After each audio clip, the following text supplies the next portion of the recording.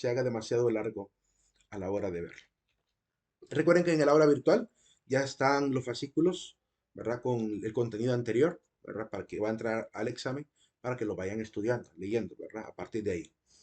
Bien, y está dividido así por temas, por los temas más, las unidades más importantes. Veamos un poquito los detalles de los que firman el acta de independencia. Aquí está por colores, tratado de colocar algunos en colores para mostrar qué cargo tenían en ese momento, ¿verdad? Está Gabino Gainza, que va a terminar siendo el jefe electo de manera provisional, mientras se nombra la Junta Resolutiva del Consejo, perdón, ¿cómo se llama? De la, se me escapa, de la constituyente, ¿verdad? De la Asamblea Constituyente. Es decir, antes de tener la Asamblea Constituyente, nombran a Gabino Gainza para que mantenga obviamente el control de la zona. Firma además, ¿verdad? Este Pedro Molina Mazariegos. En la firma de él aparece solamente Antonio Molina de Molina Mazariegos, aunque el nombre de él es Pedro José Antonio de Molina Mazariegos. Don Pedro de Molina, conocido guatemalteco, ¿verdad? Considerado prócer de la independencia, fue una de las personas más, se puede decir, interesadas en que no se agregara Centroamérica a México. Es decir, estaba en contra de la anexión, contra toda la postura de los conservadores de Guatemala. Incluso en la historia de él es mencionada en su esposa, que también tuvo un papel así pequeñito, pero un papel interesante, que es que ella, mientras ellos estaban reunidos en el salón prácticamente de la asamblea, de esta junta de personajes, de notarios, te digo, de personas notables, eh, ella salió afuera porque la gente empezaba a hacer un tumulto como queriendo hacer una especie de revolución. Entonces ella sale a calmar esos ánimos porque realmente la gente estaba empezando a desestabilizarse la situación. Para decirles que tranquilos, que adentro la gente estaba perfectamente dialogando en tranquilidad, no hay problema, no hay por qué levantarse en armas ni en guerra, no hay necesidad de esos conflictos. Así que ese fue el papel que jugó ella, de pacificadora de ese apasionamiento que le da a la población mientras están los demás reunidos. Está Mariano Beltranini Llano, ¿verdad? Que va a estar también funcionando ahí en la corona durante la época de la intendencia, estuvo como colaborador de la intendencia. El padre José Mario Calderón, ¿verdad? Sacerdote, que también va a estar a favor de esta independencia y también va a ser uno de los que va a estar en contra del anexionismo. José Matías Delgado va a llegar a ser, es el tío de Manuel José Aras y Faguaga, que van a sacar prácticamente durante la época de Dionisio de Herrera del poder salvadoreño, lo van a mandar prácticamente preso a Guatemala y José Matías va a quedar prácticamente al frente de la lucha, ¿verdad? Y llega a tener el poder de la región del Salvador y al final logra liberar de la cárcel a su sobrino, ¿verdad? Y llegó a ser considerado para El Salvador en un padre, un prócer prácticamente de la patria también. Manuel Antonio de Molina, Mariano Antonio de la Rave, que aparece también ahí junto con su hermano José Antonio de la Rave, Isidoro del Valle Castillones, Mariano de Aicinena y Piñol, Pedro Arroyave, José Lorenzo de Romaña, que es secretario del gobierno, José Domingo, las últimas dos firmas son las de José Lorenzo y José Domingo, son los secretarios provinciales. Y José de Silva del Valle, pues no aparece la firma de él ahí, aunque él es el redactor de esta acta de independencia. Eh, hay que hacer notar que su firma va a aparecer hasta la copia, la nueva copia que van a hacer de las actas, quizá las que van a mandar después a las provincias. Ahí ya aparecerá la firma de él. Dicen que algunas personas afirman, o historiadores específicamente, que él no firmó el acta porque al parecer no estaba tan de acuerdo. No consta, ¿verdad? Ningún documento de que él no haya estado realmente de acuerdo. Lo cierto es que él estuvo en muchos cargos de la colonia. Cuando lo veamos a él, veremos que fungió en muchísimos de los cargos, por lo cual quizá, ¿verdad? Viniendo de una familia un poco conservadora, ha de haber tenido cierta prudencia, ¿verdad? De no llegar a esta desestabilización del poder, porque claramente como hombre conocedor de las leyes y el derecho, se imaginó que podría generar un mayor problema, ¿verdad? Del que ya tenía. Así que quizá estuvo como entre el sí y el no, ¿verdad? Y quizá por eso al final no firma. Pero como digo, no hay nada escrito, solo es una especulación a partir de la actitud que él tenía, tanto en sus escritos antes de la independencia, como también la actitud que toma después de la independencia. No la firma porque no es delegado además, ¿verdad? No, apenas era auditor de guerra, ¿verdad? Y redactor del acta. Solo firmaron al final, ¿verdad? 4 miembros del ayuntamiento, que son los que están en color azul, firman los 4 miembros de la Diputación Provincial, el secretario del Gobierno Provincial y Pedro de Molina, que era el encargado de la educación a nivel de Guatemala, ¿verdad? Estuvo en la Universidad Real de San Carlos de Borromeo, de Guatemala. Así que bueno, tenía actitud de periodista además, ¿verdad? Y además fue un docente ahí. Y el jefe electo que va a ser Gabino Gainza. Ellos son los que firman esta acta de independencia de 1821. Ahí está el acta original del Archivo Nacional de Guatemala. La otra copia que aparece ya transcrita, ahí sí se ve la firma de Valle. Ya la voy a mostrar más adelante. Aquí están las firmas un poco transcritas ya y la foto del acta del Archivo General de Guatemala. Ahí ya se puede ver la firma de Valle. Es la firma que está exactamente en este punto. Quiero mostrarles. Aquí exactamente dice José del Valle, ¿verdad? Esa es la firma de él. Ahí sí aparece ya decoradita y coincide con las demás firmas que aparecen en las demás. En estas copias de los pliegos enviados a las provincias aparece firmando otros personajes, algunos de los anteriores y otros personajes: Gabino Gainza, Miguel Arreinaga, José Cecilio del Valle, el Marqueta Isinena, de Antonio de Robles, ¿verdad? Ángel María Canina, a Manuel Antonio Molina, José Antonio Larrabe, José Valdés, Mariano Beltranena, Mariano de Larrabe, José Mariano Calderón, José Matías Delgado, que es el sacerdote. De hecho, los dos últimos son los sacerdotes en color negro. Isidoro Valle y Castriciones, Mariano de Aicinena, ¿verdad? Y abajo aparecen las dos firmas quizás de los otros secretarios, José Domingo y los demás, pero no se logran ver en esta captura del Archivo General de Guatemala, ¿verdad? Y no pude conseguir el facsímil más grande, ¿verdad? Pero al menos se nota que ahí está la firma de Valle. Para los que creen que de repente Valle no quiso firmar el acta, al final sí la firmó.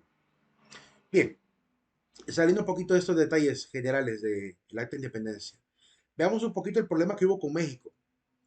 En México ocurre lo siguiente: hay conservadores del poder colonial que quieren permanecer ligados a la corona, evidentemente. Mientras tanto, hay algunos líderes, específicamente dos.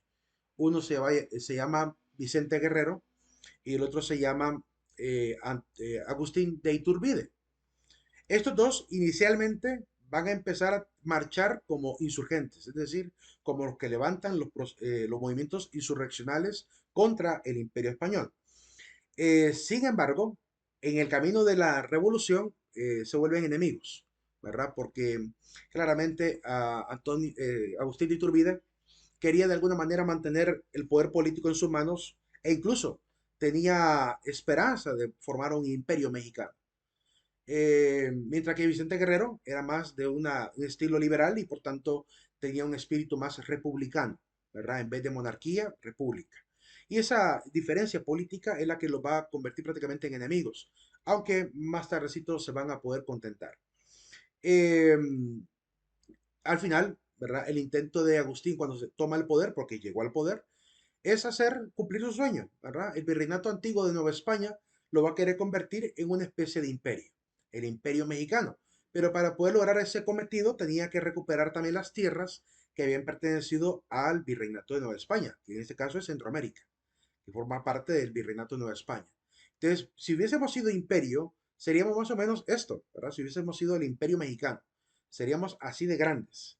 Quizá más grandes que Estados Unidos, quizá más grandes que Canadá, ¿verdad? Y quizá uno de los países más grandes del planeta Tierra. Ricos, tal vez, ¿verdad? Por el hecho de que California, Nuevo México y Texas pertenecían a México. Y ahí, evidentemente, ahí fue el mayor trabajo de minería que se hizo, por el cual Estados Unidos es hoy en día Estados Unidos. Una parte allá por Florida, pero la mayor parte California y la parte central mexicana, estadounidense. México va a perder prácticamente estas tierras eh, mediante diferentes tratados, guerras, ¿verdad? Que van a tener luchando territorios. Pero claramente la corrupción de algunos líderes mexicanos pues llevó a Estados Unidos a apoderarse de una gran parte del territorio. Compraban los terrenos como eran prácticamente desiertos, ¿verdad? Una buena parte de ellos. Miren, allá por ejemplo la Vega Nevada es puro desierto.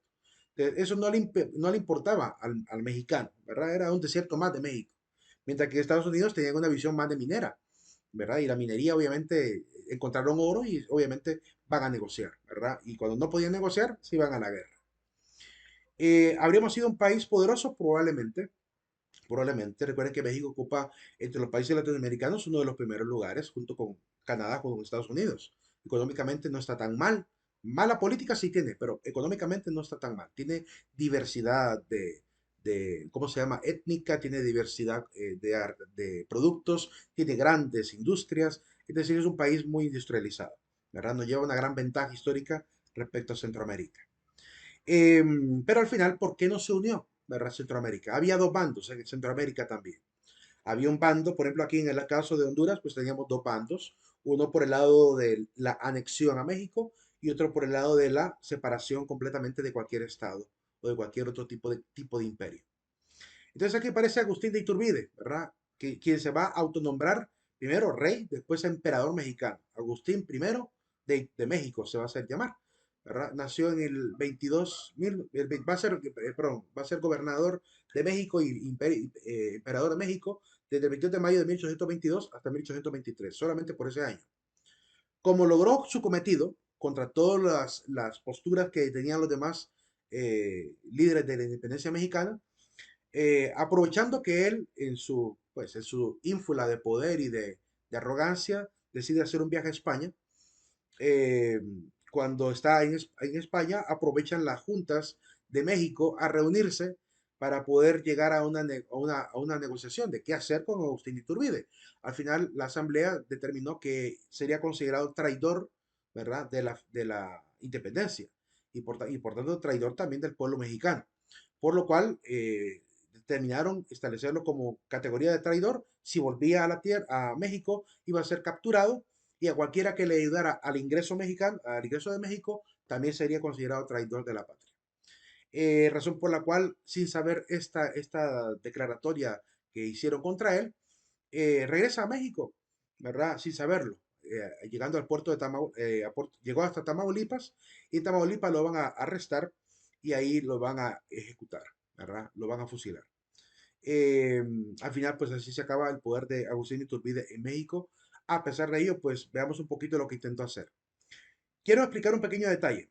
Centroamérica, bueno, toda América funcionaba en ese momento, en base a ayuntamientos, que son básicamente el equivalente a una especie de cabildo de alcaldía, una alcaldía prácticamente. De hecho, aquí en Honduras tuvimos un ayuntamiento en Comayagua. La actual casa de gobierno de la alcaldía de Comayagua era la sede del ayuntamiento cuando era antes parte de España. Entonces, en cada ayuntamiento había un alcalde, ¿verdad? O concejales o intendentes coloniales gobernando obviamente municipalmente.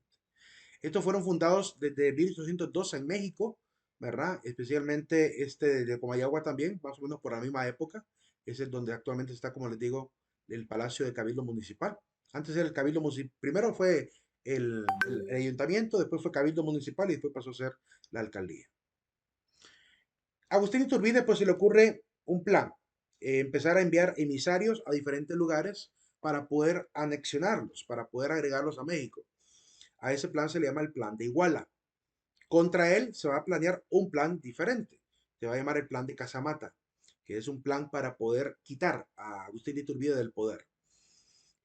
Firmado, obviamente compactado mediante el otro líder, Vicente Guerrero. Por eso se van a ir a la batalla de Agustín versus Vicente.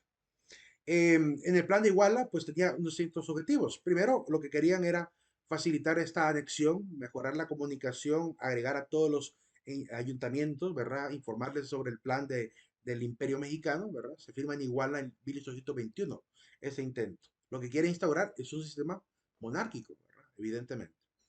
Al 15 de septiembre de 1821 prácticamente duraría este plan, no le va a funcionar. Ya Centroamérica va a declarar su independencia. Aún después de la independencia de 1821, entre 1821 a 1823, sigue todavía Agustín insistiendo sobre Gabino Gainza, invitándole obviamente a la anexión. Gabino Gainza, pues al principio no le ponen la debida atención. Al no ponerle la debida atención, entonces Agustín vuelve a insistir en la anexión, pero en esta ocasión ya no le envía diplomáticos, le envía fuerzas armadas, tropas mexicanas, para que obviamente como que presione un poco más a Guatemala, ¿verdad? Para que realmente Gabino Gainza, junto con toda la Junta, pues obviamente acuerden, ¿verdad? Y todos los diputados acuerden llegar anexión. Pues ahí le ponen un poco más de tensión, evidentemente, porque están bajo coacción y por eso deciden ir pues a una votación, ¿verdad? Deciden realizar una votación entre las diferentes diputaciones, pero la votación que se llegó a realizar no fue del todo bien computada, porque realmente se dieron prácticamente los conservadores el gane solo por haber obtenido 113 votos. Estos son los votos del ayuntamiento. 104 votos de gente que quiso unirse a México sin condición.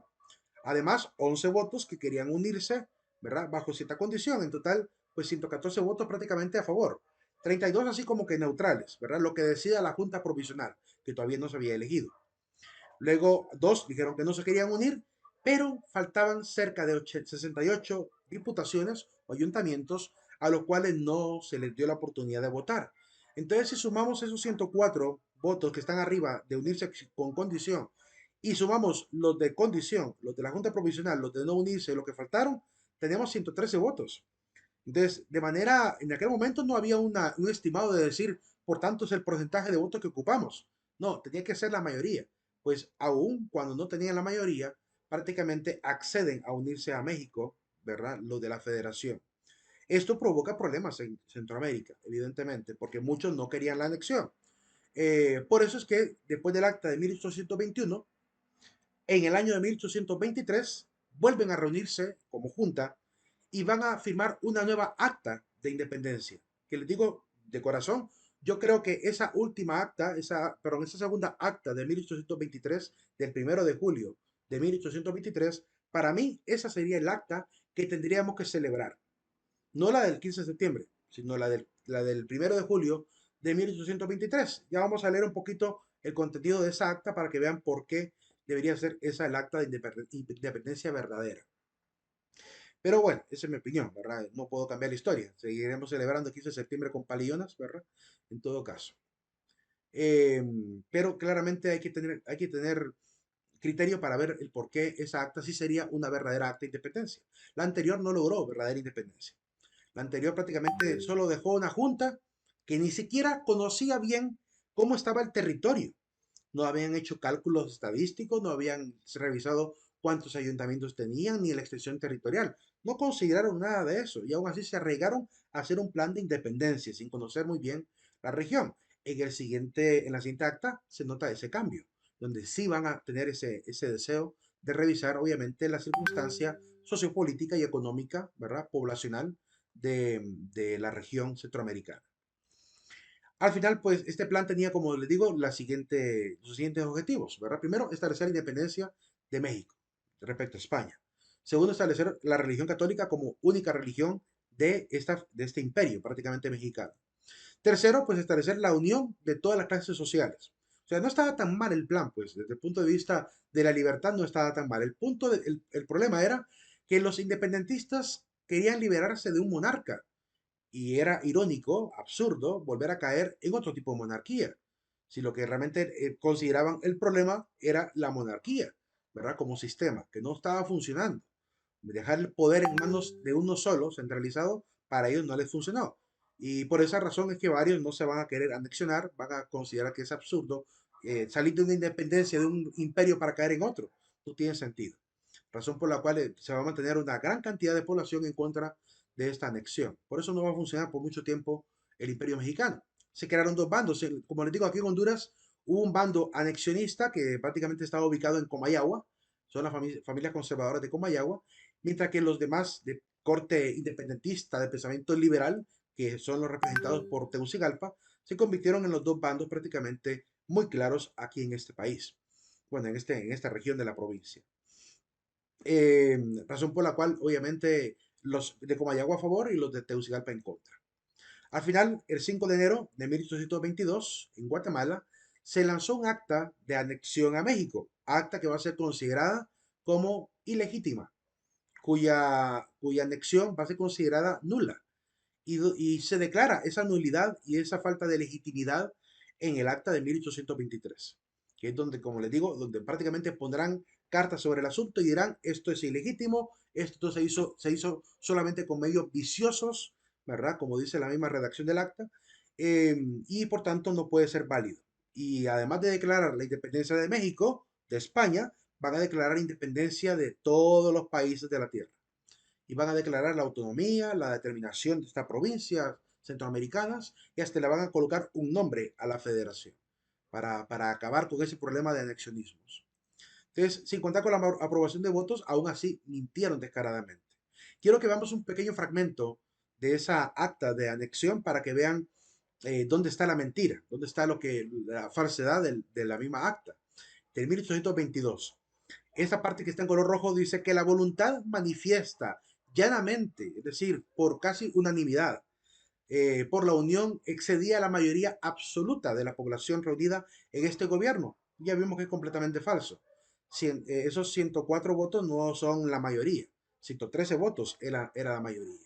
Y todavía afirma que computándose las de la Intendencia de Nicaragua, ¿verdad? Y los demás que faltaban, y algunas de Chiapas, de México, de Comayagua, incluso mencionada ahí a favor, prácticamente consideran que se encontró que la voluntad general, ¿verdad? Subía a una suma casi total, ¿verdad? Sin embargo, como vemos, realmente no fue así. Eh, Al final de cuentas, entonces, esta acta va a ser rechazada por la siguiente acta del siguiente año. ¿Alguna pregunta hasta ahorita? Haciendo una breve síntesis. Aparece Agustín Iturbide, aparece Vicente Guerrero. Agustín quiere imperio y Vicente Guerrero quiere república. Genera también dos bandos en México y en toda Centroamérica, de anexionistas a México y de independentistas. Eh, Al final, ¿verdad? Se declara prácticamente como válida la anexión por el lado de los conservadores, y los liberales y obviamente republicanos van a considerar un acta nula, viciada, y que por tanto hay que volver a hacer una ratificación de la independencia. En síntesis, eso es lo que hasta ahorita hemos dicho, con más detalles, evidentemente. ¿Alguna pregunta hasta ahorita? ¿Se ha comprendido en qué consistió este problema de la anexión hasta ahorita? No quiero pasar a lo siguiente si no se ha comprendido hasta ahorita lo que pasó. ¿Todo claro, jóvenes? Sí, todo claro. Ok. Bien, prosiguiendo. Entonces, ¿qué pasó? Pues aparece el acta. El acta de 1823, del 1 de julio. No pude conseguir una copia original como la del acta de 1821. Solo esta copia, ¿verdad? Bastante viejita ya, tipográfica, ¿verdad? No se logra leer muy bien porque está borrosa incluso. A duras penas se logra leer por ahí en letras mayúsculas grandes, ¿verdad? Provincias Unidas del Centro de América, que será el nombre que le van a dar a la federación. Quiero que veamos esta acta detenidamente para que vean los detalles históricos detrás, ¿verdad? La parte contextual del por qué determinaron hacer una nueva acta de independencia.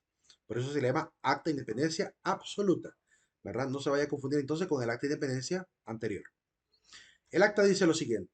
Quiero remarcar nada más la que está la parte en rojo. Lo demás son detalles de la fecha en la que se han reunido, de si hubo mayoría o no, de gente representando obviamente todo el vasto territorio, esos detalles.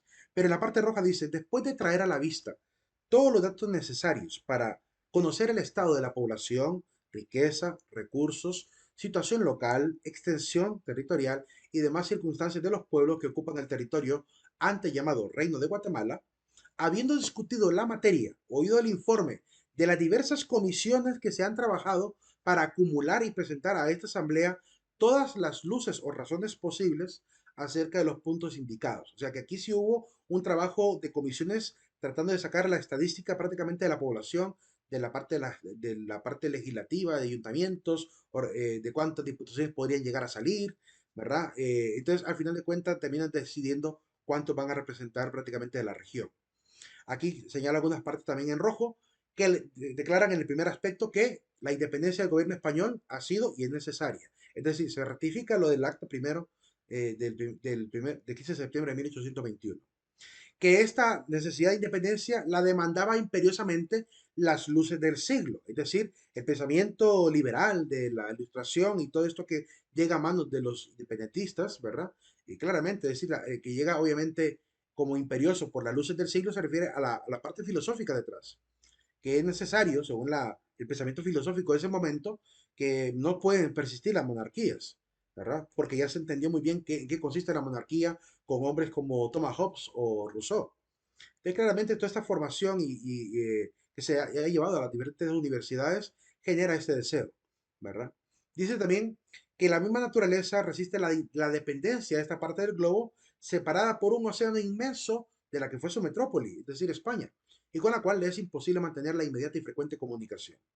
Entonces, no se puede mantener esa comunicación fluida que requiere un gobierno bien sólido, ¿verdad? No podía seguir dependiendo. O una de dos, o el rey de España se pasaba para América, ¿verdad? O liberaba América, pero no podía persistir, quedarse en España queriendo controlar prácticamente América, que eso es lo que realmente no lo pone. Nunca presentaron esa posibilidad, ¿verdad? Pero obviamente seguro que esperarían que la corona pues tomara una determinación, ¿verdad? Ante esta situación. Pues, España, si hubiese sido más astuta, habría quizá considerado la posibilidad de pasar el reino para América.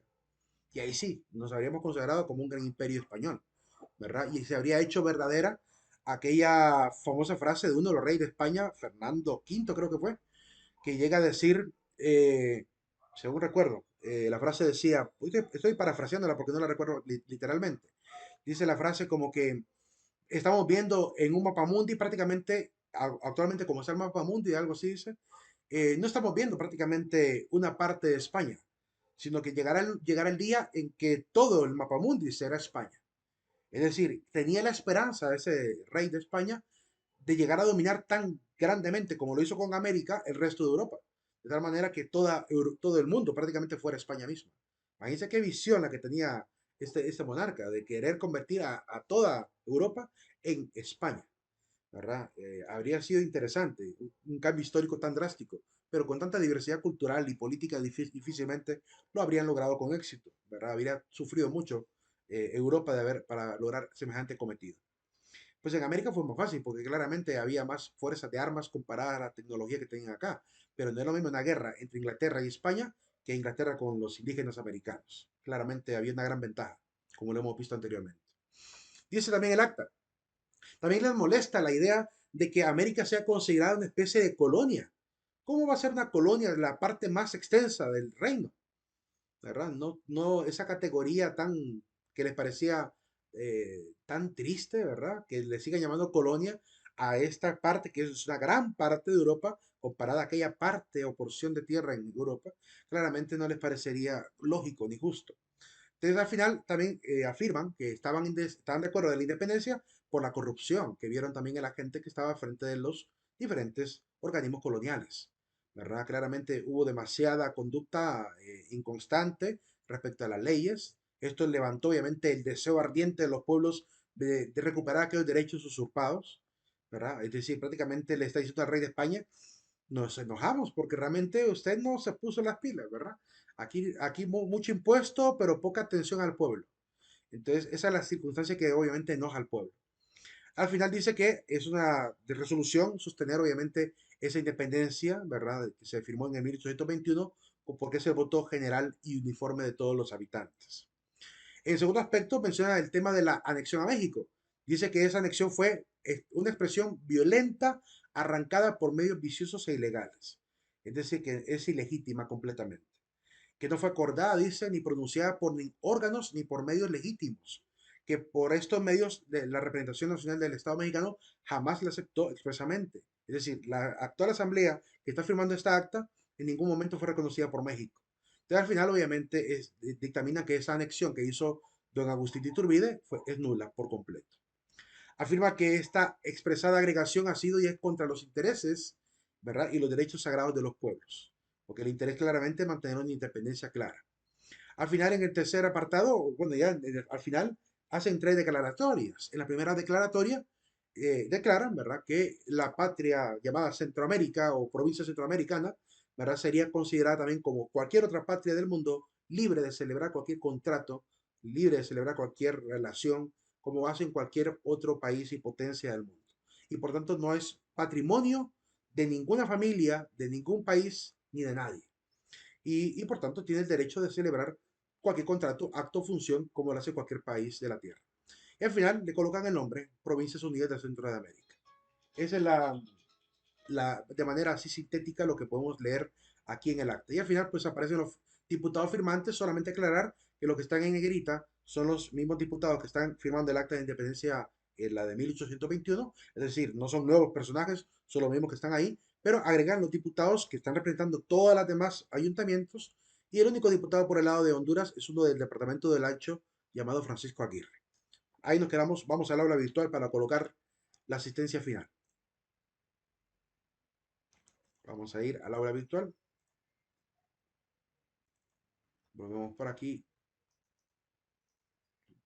Espero que no sea aquí. Acá, acá. Aquí está. La contraseña final es la palabra provincia. Ahí nos vamos a quedar por el día de hoy. Estudien mucho, repasen. Mucho ánimo en esta semana de exámenes.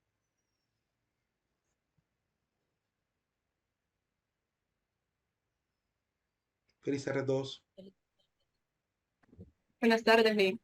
Feliz tarde, Master.